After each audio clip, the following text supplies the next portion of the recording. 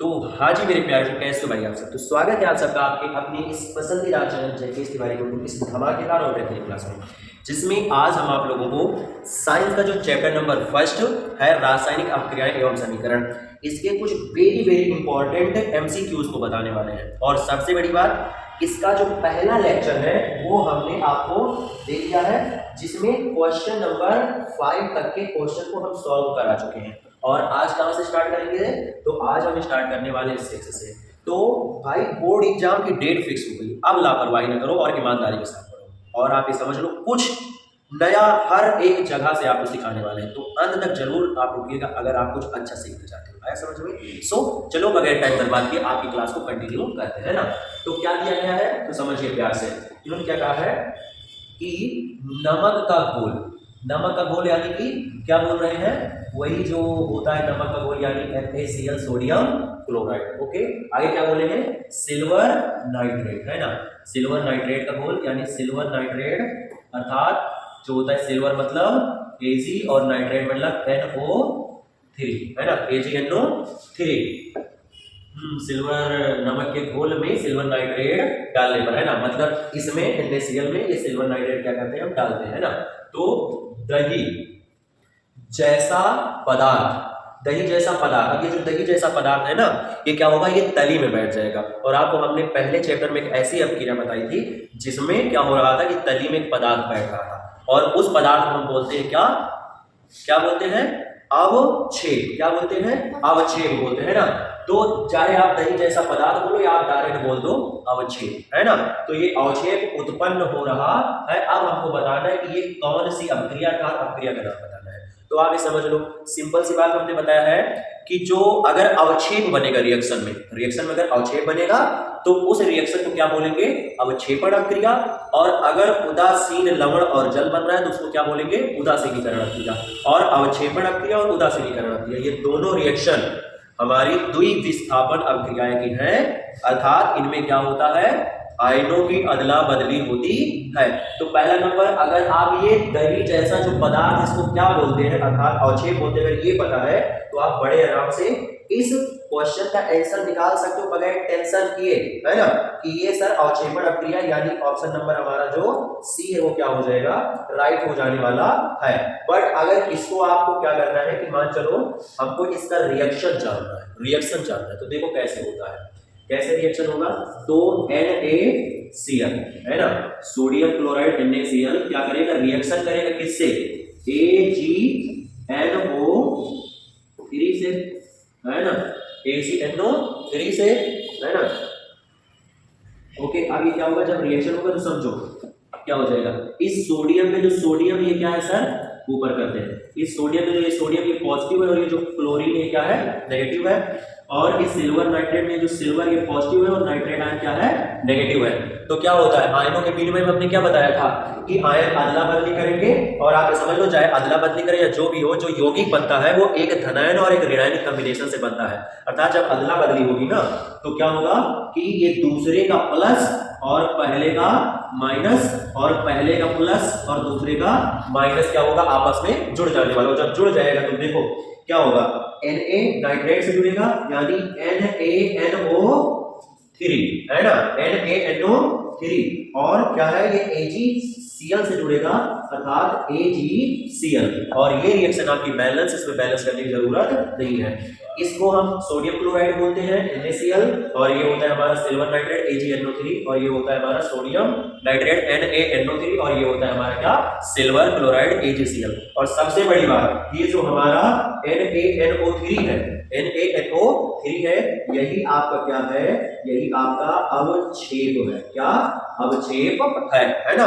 और हमने अवक्षेपण अपक्रिया और उदासीनीकरण अपक्रिया को पहचानने की एक ट्रिक बताई थी। अगर मान लो ये रिएक्शन दे दी जाती तब आप कौन सा सही करते? तो वहां पर हमने बताया था अगर आयनों का अदला बदली हो रही है और जल बन रहा है तब तो उस वाले द्विविस्थापन अपक्रिया को आप उदासीनीकरण अपक्रिया बोलोगे। और अगर मान चलो जल नहीं बन रहा है तो उसको आप क्या बोलोगे, अवक्षेपण अपक्रिया बोलोगे। तो हमने एक हिसाब से इस क्वेश्चन का पूरा पोस्टमास्टर कर दिया है। आया समझ में? क्लियर है ना। तो ऑप्शन नंबर आपको क्या हो जाएगा, सी राइट हो जाने वाला है। सब कुछ लिखिएगा, ओके। और इसका आप लोग स्क्रीनशॉट ले लो। आगे चलो देखते हैं क्वेश्चन नंबर हमारा क्या हो जाएगा 7, है ना। क्या बता रखे इसमें, समझने की कोशिश कीजिएगा। इन्होंने कहा है कि जो हमारी उपचयन अपचयन प्रक्रिया है इसको और क्या कहते हैं, और क्या कहते हैं। हमने कई सारे नाम बताए थे ना, तो क्या होता है, पहला नंबर तो इसको हम क्या बोल देते हैं, रेडॉक्स प्रक्रिया बोल देते हैं। क्या बोल देते हैं सर, रेडॉक्स प्रक्रिया बोल देते हैं। और भी इसके नाम बता रहे हैं, रुक जाओ, है ना। पहला नंबर तो जो ऑप्शन वाला है वो हमारा सही हो जाएगा, क्या, रेडॉक्स प्रक्रिया, है ना। तो ऑप्शन नंबर ए राइट है। उसके बाद में इस उपचयन अपचयन को ही क्या बोलते हैं, ये उपचयन को ऑक्सीकरण भी बोला जाता है। क्या, ऑक्सीकरण भी बोला जाता है। तो इस उपचयन अपचयन को ही अगर रेडॉक्स ना होता ऑप्शन में, तो आप यहाँ पर क्या करते हैं, अगर बाई चांस आपको ऑक्सीकरण दिया जाता है ना, ऑक्सीकरण, ऑक्सीकरण और अपचयन, अपचयन चयन, ये रेडॉक्स की जगह पे दिया जाता, तब ये भी हमारा राइट हो जाता। या इस क्या बोलते हैं, इस अपचयन को हम अवकरण भी बोल देते हैं। क्या बोल देते हैं, अवकरण भी बोल देते हैं। तो अगर ये बाई चांस हमको उपचयन, उपचयन और अवकरण दिया जाता, तब भी ये सही हो जाता। क्या मान चलो, अब इस अवकरण को ऑक्सीकरण के साथ ले लो, है ना, तो ये वाला भी सही है।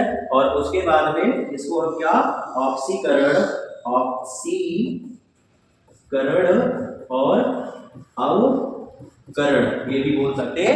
आया समझ में। तो कई सारे नाम होते हैं, पहला उपचयन अपचयन, और दूसरा ऑक्सीकरण अपचयन, और उसके बाद में उपचयन अवकरण और ऑक्सीकरण अवकरण, और ये वाला रेडॉक्स, है ना।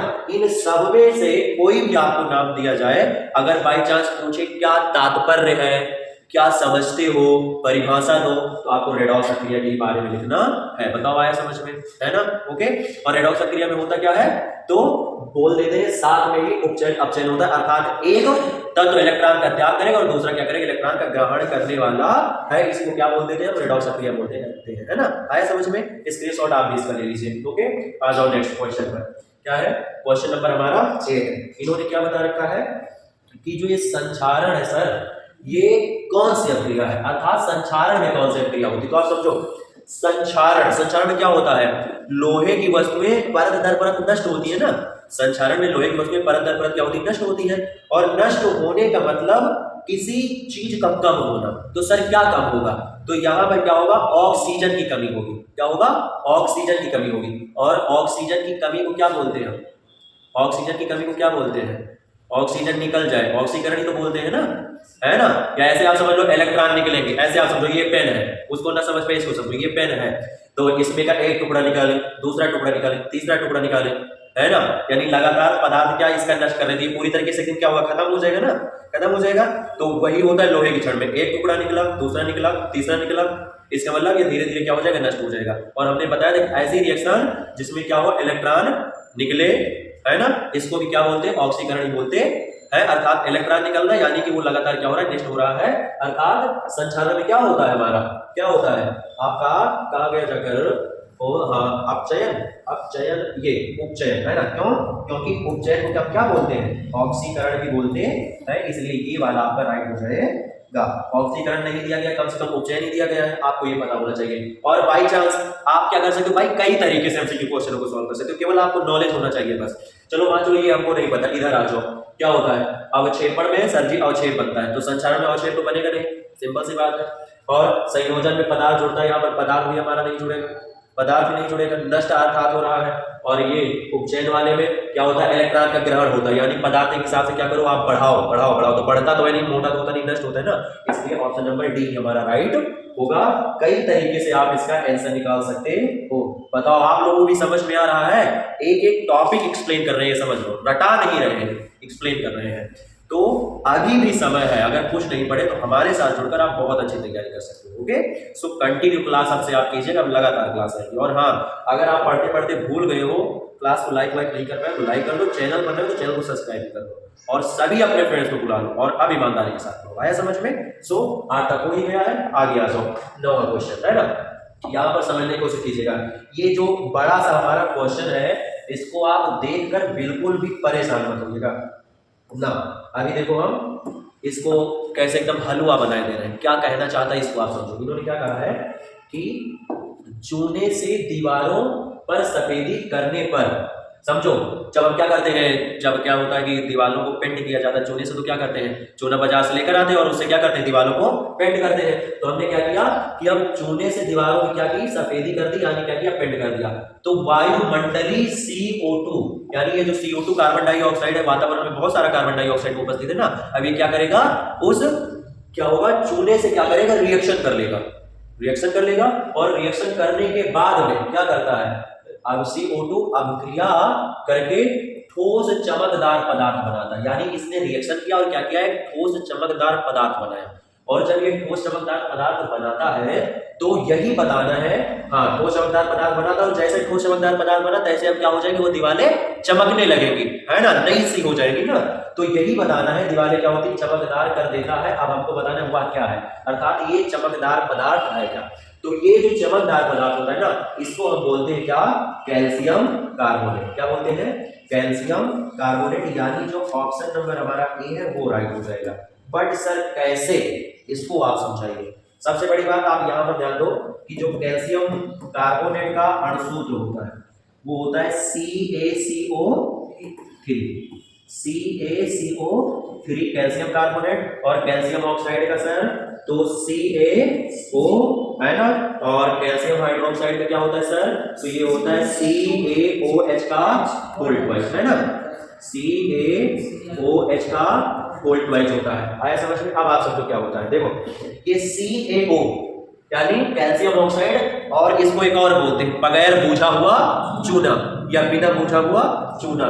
इसको हम बाजार से लेकर आते हैं, जो बोरी में पाउडर फॉर्म में हमारा चूना आता है या पत्थर वाला भी चूना मिलता है, वो ऑलरेडी यही होता है, कैल्शियम ऑक्साइड CaO। अब इसको क्या करेंगे, जब हम पानी में घोलेंगे, है ना, समझो जो CaO है, क्या CaO यानी कैल्शियम ऑक्साइड, इसने क्या किया, H2O यानी जल से रिएक्शन की, अर्थात हमने क्या किया, इस बोरी वाले बुरादे वाले चूने में हमने क्या किया, पानी मिला दिया। जैसे पानी मिलाएंगे तो ये कैल्शियम हाइड्रोक्साइड में चेंज हो जाएगा, अर्थात कैल्शियम हाइड्रोक्साइड यानी CaOH का होल ट्वाइस, यानी CaOH का होल ट्वाइस। सर कैसे आपको पता चला, देखो यहाँ पर Ca यानी कैल्शियम और हाइड्रोजन के दो अणु, और एक ये ऑक्सीजन, एक ये ऑक्सीजन, ऑक्सीजन के दो अणु हो गए ना, तो यही यहाँ पर O और H हाइड्रोजन और ऑक्सीजन का दो अणु लगाकर आपका क्या किया गया, होल पावर 2 कर दिया गया। आया समझ में। अब ये हमारा हो गया कैल्शियम हाइड्रोक्साइड, है ना। आप समझो पहले चूना बुझा नहीं था, जैसे आग जलती रहती उस पर पानी डाल दो बुझ जाता है ना, तो इसलिए यहाँ पर ये बुझा नहीं था, लेकिन जैसे पानी बढ़ा तैसे ये क्या हुआ, बुझ गया। तो साधारण नाम बिना बुझा हुआ चूना, सॉरी बुझा हुआ चूना, और यह रासायनिक नाम कैल्शियम हाइड्रोक्साइड, है ना। तो ये लेकर आए, पानी मिला, ये बन गया। अब इसका क्या करेंगे, दीवार पर पेंट करेंगे। तो दीवार पर पेंट किया तो ये जो है ना हमारा, इसको क्या करेंगे, और थोड़ा छोटा कर देंगे, है ना। तो जब दीवार पर हम क्या करेंगे, इसका पेंट करेंगे, तो हमने इसको क्या किया, दीवार पर पेंट भी किया, और जब पेंट किया तो इसको ही तो पेंट किया है ना। तो अब ये क्या करेगा, कैल्शियम जो हमारा हाइड्रोक्साइड है, कैल्शियम हाइड्रोक्साइड यानी CaOH का होल ट्वाइस, CaOH का होल ट्वाइस वातावरण में बोल रखा है इन्होंने CO2, और ऐसे भी आप समझ सकते हो बहुत सारे कार्बन डाइऑक्साइड है ना। बताते ना कि हम सांस लेते हैं तो ऑक्सीजन लेते हैं और कार्बन डाइऑक्साइड क्या करते हैं, बाहर निकालते, तो वातावरण में हम भी रह रहे हैं तो कार्बन डाइऑक्साइड भी क्या होगी, वातावरण को ही तो जाएगी, कहीं अलग तो जाएगी नहीं, है ना। तो इसका मतलब बहुत सारी कार्बन डाइऑक्साइड, अब ये क्या करेगी सर, ये हमारा इससे रिएक्शन कर लेगा, यानी CO2। अब जब रिएक्शन करेगा ना तो जानते हो क्या बनाएगा, बनाएगा यहाँ पर CaCO3, है ना, CaCO3 यानी कैल्शियम कार्बोनेट। बट आप समझो Ca यानी ये CaC है और ये C है, और CO2 यानी एक कार्बन कण और एक ऑक्सीजन कण, ये हुआ, सॉरी दो ऑक्सीजन कण और इसमें से एक ऑक्सीजन का निकलेगा, तो CaCO3 तो इतने में ही हो गया। लेकिन अभी हाइड्रोजन के दो अणु और एक ऑक्सीजन का अणु इतना बचा है ना, अर्थात क्या होगा, साथ में हमारा जल भी बनने वाला है। क्या होगा, साथ में हमारा जल भी बनने वाला है, H2O। आपने देखा होगा जब पहले पेंट करते तो नमी रहती दीवारों पर बहुत सारी, है ना, और धीरे धीरे क्या होता है कि नमी खत्म हो जाती तभी वो चमकता है ना। तो नमी खत्म हो गई यानी जल निकल गया, जल निकल गया, और केवल कैल्शियम कार्बोनेट अर्थात CaCO3 जाकर बचा, और इसी के कारण हमारी क्या होती, दीवारें चमकदार होती है। बताओ क्या आपको ये क्वेश्चन पूरी तरीके से समझ में आया, बताओ समझ में आया ना, है ना। तो ये आपका है इस क्वेश्चन का पोस्ट मास्टर, और आप भी क्या करो, इसका स्क्रीनशॉट ले लो। फिर से बता रहे हैं, बहुत बेस्ट आपकी तैयारी होगी, एकदम एक एक टॉपिक को हमने आपको एक्सप्लेन किया है ना। इसको लाते बाजार से, फिर पानी डालते हैं, ये बनता है यानी ये, और इसको पेंट करते हैं, कार्बन डाइऑक्साइड से रिएक्शन करता है, फिर कैल्शियम कार्बोनेट बनाता है और जल हमारा निकल जाता है, और फिर दीवारें क्या होती, चमकदार हो जाती है। अब हम आ जाते हैं क्वेश्चन नंबर 10 पर, है ना। इसको समझने की कोशिश करो, क्या बताए हैं, सोडियम हाइड्रोक्साइड। ओके, क्या है, सोडियम हाइड्रोक्साइड। अब सोडियम हाइड्रोक्साइड का सर क्या होता है, हमारा अणसूत्र, है ना।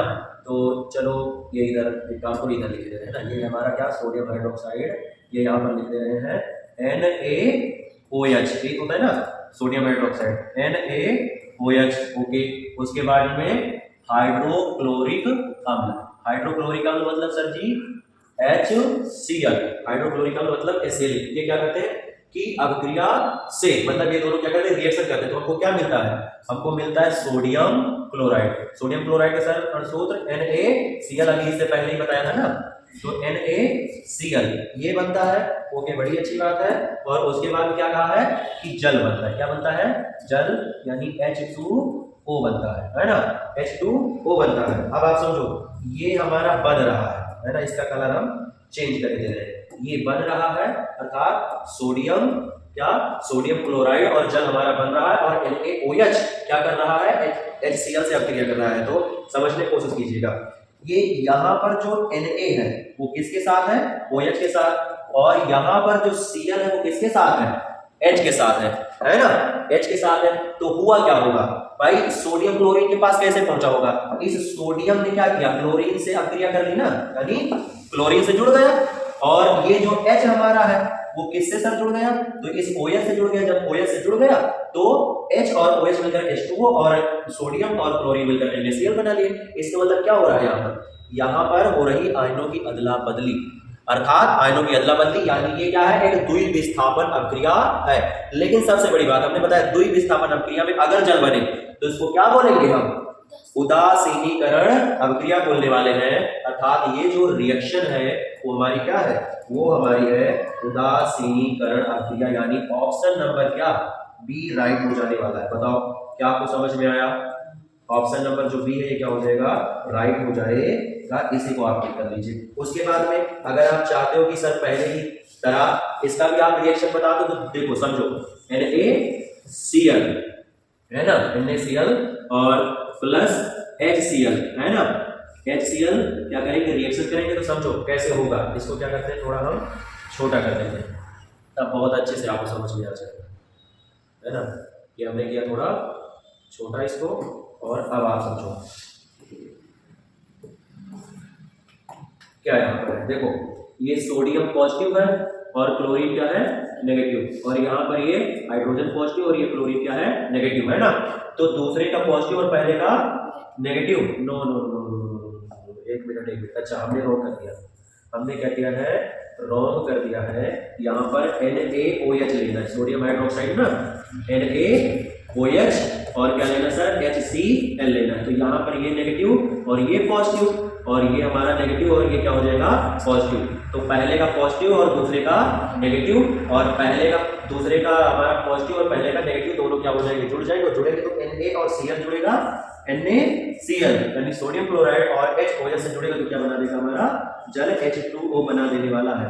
अब आप देखो क्या हो रहा है, आयनों की अदला बदली ही तो हो रही है, लेकिन जल बन रहा है, इसलिए इसको क्या बोल देंगे, उदासीनीकरण अभिक्रिया बोल देने वाले। बताओ आए समझ में, है ना। सो ऑप्शन नंबर बी हमने पहले बता दिया, राइट होगा। इसका आप लोग स्क्रीनशॉट ले लो और आप ये समझ लीजिए कि भाई मेहनत आपके लिए कर रहे हैं। तो कुछ अगर अलग सीखा है तो कमेंट करके जरूर जाइएगा, और आप वीडियो को नहीं लाइक किया लाइक कर दो, चैनल पर नए हो चैनल को सब्सक्राइब कर दो, और फिर आपको हम मिलेंगे इनके आगे वाले क्वेश्चन के साथ। और सबसे बड़ी बात, ये लेक्चर नंबर हमारा सेकंड है इस चैप्टर का, अगर आपने फर्स्ट वाला नहीं देखा तो चैनल पर आपको मिल जाएगा, देख लीजिए। Okay, so bye bye, all the best, और अब चलते हैं हम, फिर मिलेंगे इनके आगे वाले क्वेश्चन के साथ। आया समझ में, ओके, बाय बाय स्टूडेंट।